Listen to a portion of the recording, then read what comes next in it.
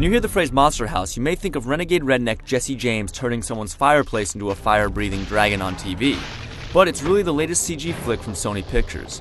And just like every other movie that comes out these days, the video game companion will be launching right alongside it. Right about the time young DJ is beginning to tire of his life in the suburbs, along comes a house that likes to eat things. With his parents off at a dentist convention leaving him with a babysitter, DJ eventually convinces his sidekick to help investigate. When the cops and the local mutt get chomped, it's time to save the neighborhood. And that's right about where the game begins. You play as DJ, his portly partner in crime Chowder, and the snotty girl next door, Jenny. All three have super soaker squirt guns with an unlimited supply of H2O to use to solve puzzles. Each has also got a secondary weapon to pelt possessed chairs and other furnishings with. Jenny has a slingshot, DJ has an instant camera that will freeze enemies in their tracks, and Chowder uses water balloons.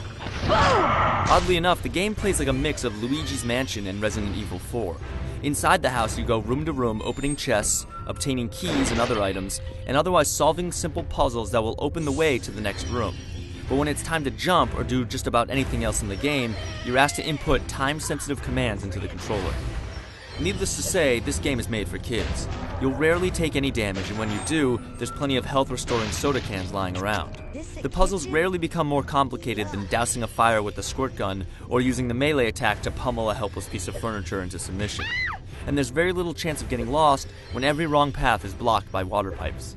While most of the enemies in the game are inanimate objects like floorboards, books, and plants, there are some boss fights scattered throughout the game that keep things from getting stale. The movie is voiced by big-time Hollywood talent like Steve Buscemi, Jason Lee, and Kathleen Turner, but there's no word yet on whether or not their actual voices will end up in the final product. Monster House is currently scheduled to ship right alongside the release of the movie in July, and for the time being, it already looks to be a faithful representation that younger players will eat up. Alright, if that's how it's gonna be, let's rock!